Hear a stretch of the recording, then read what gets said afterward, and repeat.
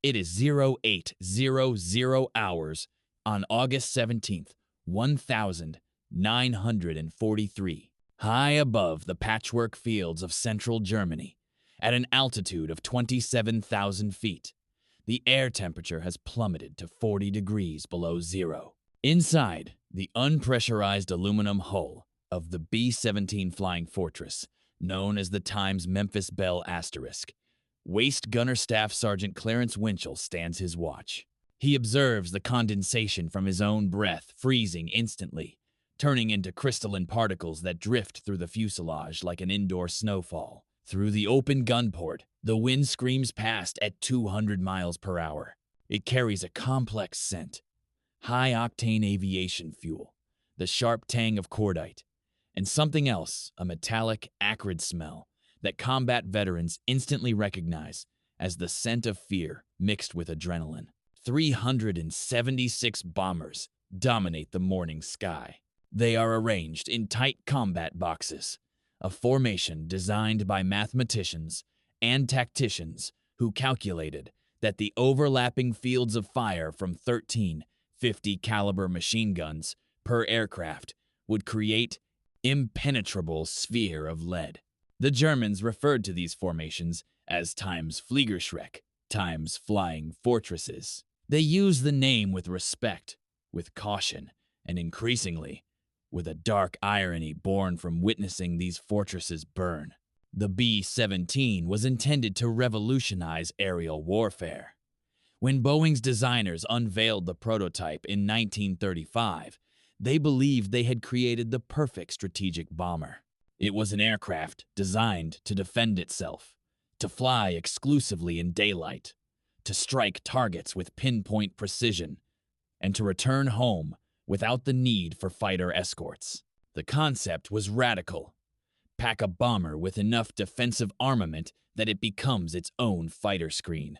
Later models boasted 13 .50 caliber machine guns with fields of fire calculated to ensure that any attacking fighter would have to navigate through a gauntlet of defensive positions to reach a vulnerable angle. On paper, in simulations, and in the optimistic assessments of pre-war planners, the strategy was brilliant. A formation of B-17 seconds flying in tight coordination would theoretically create a defensive sphere so deadly that enemy fighters would be decimated attempting to penetrate it. The 8th Air Force adhered to this doctrine with religious fervor. They held to it through training cycles, through deployments, and through the first tentative missions over occupied Europe. They believed it because they had no choice. The entire American strategic bombing campaign rested on this fundamental assumption, that heavily armed bombers could survive daylight raids deep into enemy territory without fighter protection. The P-51 Mustang, the long-range escort that would eventually change the war, did not yet exist in significant numbers. The P-47 Thunderbolt lacked the necessary range, and the P-38 Lightning was plagued by mechanical issues. Thus, the B-17 seconds flew alone, placing their trust in their armor, their formation discipline, and those 13 guns to bring them home. Initially, German fighter pilots approached the flying fortresses with exactly the caution American planners had anticipated. Luftwaffe pilots were accustomed to British bomber tactics. Night raids flown by aircraft with minimal defensive armament, which were easy prey for experienced hunters. The B-17 represented a new threat. Intelligence briefings warned German pilots about the heavy armament, the overlapping crossfire, and the extreme danger of engaging these aircraft. Early skirmishes seemed to validate these warnings. German fighters attempting conventional attacks from the rear or sides found themselves flying through streams of tracer fire, taking heavy damage and losing aircraft. Several Luftwaffe squadrons reported that attacking a B-17 formation was suicidal, claiming the defensive firepower was simply too intense for single-engine fighters to overcome. But the Luftwaffe was learning, and what they learned would transform the Flying Fortress from an impregnable castle into a metal coffin at 27,000 feet. Oberleutnant Egon Mayer of Times Jagdgeschwader ×2 was the first to systematically document the fortress's fatal flaw. After surviving several engagements with B-17 formations, Mayer spent weeks analyzing American defensive tactics, studying gun positions, and calculating firing angles and blind spots. What he discovered was simple and devastating. The B-17's defensive armament, impressive as it was, had been designed to repel attacks from the rear quarter and the sides. However, the nose of the aircraft, where the bombardier and navigator sat encased in plexiglass, was virtually defenseless. Early B-17 models mounted only a single 30 caliber machine gun in the nose. Even later models, retrofitted after the vulnerability became apparent, could only accommodate limited forward-facing weaponry. The physics of the airframe simply did not allow for the heavy defensive positions that protected the rest of the ship. Mayer developed a tactic known as the head-on attack. German fighters would position themselves 5 or 6 miles ahead of the bomber formation, turn directly toward the lead aircraft, and attack in a shallow dive, closing at a combined speed exceeding 500 miles per hour. At this rate of closure, the firing window lasted only 2 or 3 seconds. But in those fleeting seconds, a skilled pilot with 4 20mm cannons could pour enough explosive rounds into the nose of a B-17 to kill the pilots, destroy the flight controls, or ignite the fuel tanks. Crucially, the bomber's defensive guns, designed to track aircraft attacking from behind, were nearly useless against a target approaching from directly ahead. These tactics spread through the Luftwaffe fighter wings like a doctrine handed down from the gods of war. By the summer of 1943, German fighter pilots had overcome their initial fear of the flying fortress. They had identified its weakness and were exploiting it with methodical efficiency. August 17th, 1943 was the day this knowledge crystallized into catastrophe. The 8th Air Force launched Mission 84, a dual strike against the Messerschmitt factory in Regensburg and the ball-bearing plants in Schweinfurt. These were targets deep inside the Reich, far beyond the range of escort fighters, defended by concentrated Luftwaffe forces that now understood exactly how to kill a flying fortress. 376 bombers took off that morning. 60 would never return. The German fighters arrived in waves, attacking from the front in coordinated passes that American gunners struggled to counter. A B-17 named Times Ruthless Times took a 20mm round through the nose that killed the bombardier instantly and wounded the navigator. The pilot, fighting for control of the damaged aircraft, managed to hold formation for another 12 minutes before the German fighters returned to finish what they had started. The aircraft disintegrated at 26,000 feet, scattering debris and crew members across 3 miles of the German countryside. Asterisk. Ruthless Times carried 16 guns, yet none of them could save her. Another ship, Asterisk, Wolfpack Asterisk, lost her entire nose section to a head-on attack by Focke-Wulf 190 seconds. The plexiglass shattered, the bombardier station simply ceased to exist, and the aircraft began a slow, spiraling descent that lasted 4.5 minutes. It was long enough for 5 crew members to bail out, but not long enough for the pilots, trapped by jammed escape hatches, to escape before impact. The bomber, Jersey Bounce, survived the initial fighter attacks but sustained damage to 2 engines. She fell behind the formation, losing altitude and becoming what bomber crews called a straggler. German fighters circled stragglers like sharks circling wounded prey. Jersey Bounce fought for 23 minutes. Her gunners burned through their ammunition, shooting down at least 1 confirmed fighter, perhaps 2. But it was not enough. She went down near Eupen, Belgium. Only 3 men survived. 7 were killed. The sound that defined this battle was not the roar of the 50 caliber guns. It was not the thunder of the Wright Cyclone engines, nor was it the explosion of aircraft breaking apart at altitude. It was the sound of empty brass casings hitting aluminum deck plates. It was a constant metallic rain, as gunners fired, reloaded, and fired again, desperately trying to track targets moving too fast, attacking from angles the guns could not adequately cover. Thousands upon thousands of cartridge cases accumulated on the floor of the bomber fuselages, each one representing a shot that failed to stop what was coming.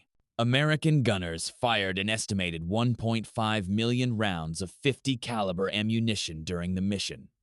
They claimed over 100 German fighters destroyed. Post-war analysis, however, suggested the actual number was closer to 27. The discrepancy was not born of dishonesty, but of chaos. Multiple gunners from different aircraft fired at the same target, each claiming the kill. Targets were obscured by smoke and distance. There was a desperate human need to believe that all this firing, all this defensive fury, was accomplishing something. But the losses told a different story. 60 bombers lost meant 600 crew members gone, killed, captured, or missing. That represented 16% of the attacking force, a figure far above the sustainable loss rate of 5% that 8th Air Force planners considered acceptable. Some bomber groups lost over 30% of their aircraft. The 100th Bomb Group, flying out of Thorpe Abbotts, would eventually earn the nickname the Bloody 100th, for loss rates that should have been mathematically impossible to sustain. Survivors, returning to bases in England that evening, climbed out of aircraft so riddled with holes that ground crews wondered how they had remained airborne. Tail Gunner Staff Sergeant Michael Aru, from the Times Belle of the Brawl Asterisk, counted 37 holes in his aircraft, including one that had passed within inches of his head. Ball Turret Gunner Sergeant Raymond Hughes, from Times Piccadilly Lily Asterisk, emerged from his cramped position to discover that a 20mm round had penetrated the turret's armor, but failed to detonate a malfunction that saved his life by margins measurable in milliseconds. The intelligence officers conducting debriefings that night heard the same story repeated by crew after crew. The head-on attacks were devastating. The nose guns were inadequate. The defensive formation that was supposed to provide mutual protection had gaps that German fighters exploited with surgical precision. One pilot, whose name has been lost to history but whose words survived in mission records, stated simply, "They told us we were flying fortresses. They didn't tell us the Germans had figured out where we'd left the door unlocked." The Schweinfurt-Regensburg mission became a turning point, though not in the way American planners had hoped. It proved that unescorted daylight bombing deep into Germany was unsustainable. It demonstrated that the Flying Fortress's defensive armament, impressive as it appeared on paper, could not overcome determined attacks by skilled pilots who had learned the aircraft's vulnerabilities. A second raid on Schweinfurt in October 1943 resulted in even worse losses. 77 bombers shot down, representing 20.4% of the attacking force. The 8th Air Force temporarily suspended deep penetration missions, tacitly admitting that the fortress concept, at least as originally envisioned, had failed. But the B-17 itself had not failed. The aircraft was magnificent, tough, reliable, and capable of absorbing damage that would destroy lesser bombers while still bringing crews home. The problem was not the fortress. It was the doctrine that asked it to fight battles it could not win alone. When long-range P-51 Mustang escorts became available in sufficient numbers by early 1944, everything changed. The B-17 seconds no longer had to rely solely on their defensive armament. Escort fighters intercepted German attackers before they could make their head-on runs, breaking up formations and forcing defensive maneuvers that reduced accuracy. loss rates dropped dramatically, and the combined bomber offensive continued, eventually achieving its strategic objectives. Yet those bronze cartridge cases, thousands upon thousands of them, continued to accumulate on the floors of bomber fuselages. They became a kind of ritual object, a talisman that air crews believed in, even when evidence suggested that belief was misplaced. Gunners would run their hands through piles of spent brass during quiet moments, counting them like prayer beads, calculating kill ratios that were more hope than mathematics. After particularly intense missions, ground crews would shovel out hundreds of pounds of brass from each aircraft, physical evidence of a defensive fury that had, more often than not, failed to stop determined attackers. The Germans came to understand something about American doctrine that would prove true across multiple theaters and multiple years of war. Americans believed that firepower could solve problems, that enough guns pointed in enough directions could create safety through volume of fire. Sometimes this was true. Often, it was not. But the belief itself was unshakable, a cultural conviction so deep that even catastrophic losses couldn't completely dislodge it. A Luftwaffe pilot named Hans Joachim Marseille, interviewed after the war, said something that captured this dynamic perfectly. The Americans thought they could build a fortress that flew. They didn't understand that a fortress is only strong because it doesn't move. The moment you put it in the sky, it becomes a target with too many places to die. The B-17 continued flying missions until the war's end. It dropped over 600,000 tons of bombs on European targets, more than any other American aircraft. It achieved legendary status, earning the respect of the crews who flew in it and the enemies who fought against it. But it never became the invincible flying fortress that early doctrine promised. Instead, it became something more real and more valuable, a weapon that worked when properly supported, that protected its crews better than any contemporary bomber, and that could absorb punishment and continue fighting. It was not a fortress, but a tool, a very good tool wielded by brave men in a doctrine that had to learn its limitations through blood and fire. The last combat mission flown by an 8th Air Force B-17 occurred on April 25, 1945. The crew dropped their bombs, turned for home, and experienced not a single instance of enemy fire. By this point, the Luftwaffe had been reduced to scattered remnants. German pilots who survived remembered fighting the B-17 seconds with a mixture of respect and dark satisfaction, respect for the aircraft's toughness, and satisfaction at having proven that even the mightiest fortress has vulnerable points. In a bunker somewhere in what remained of the Reich, as Russian artillery pounded Berlin into submission, there may have been a German pilot who still possessed one of those empty, 50 caliber cartridge cases picked up from a crashed B-17, kept as a souvenir, fingered absently during long nights of defeat. If such a case existed, and if such a pilot survived, perhaps he understood what that brass cylinder represented. Not American strength, but American faith. Faith that an abundance of resources could substitute for perfection of design, that 16 guns could solve problems that required different solutions, and that firepower was its own form of invincibility. The brass casings kept falling, kept accumulating, kept making their metallic rain music on aluminum decks. They fell during missions that succeeded and missions that failed, over targets that mattered and targets that didn't, falling through years of war that ground men and machines into statistical data points.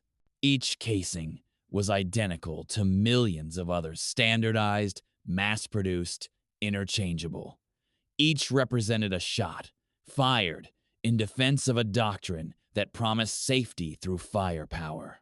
And each, in its own small way, proved that abundance without strategy is just noise, that 16 guns mean nothing if they are pointed in the wrong direction, and that even fortresses fall when the brass casings kept falling, kept accumulating, kept making their metallic rain music on aluminum decks. They fell during missions that succeeded and missions that failed, over targets that mattered and targets that didn't, falling through years of war that ground men and machines into statistical data points. Each casing was identical to millions of others, standardized, mass-produced, interchangeable. Each represented a shot fired in defense of a doctrine that promised safety through firepower. And each, in its own small way, proved that abundance without strategy is just noise. That 16 guns mean nothing if they are pointed in the wrong direction. And that even fortresses fall when the enemy learns where to strike.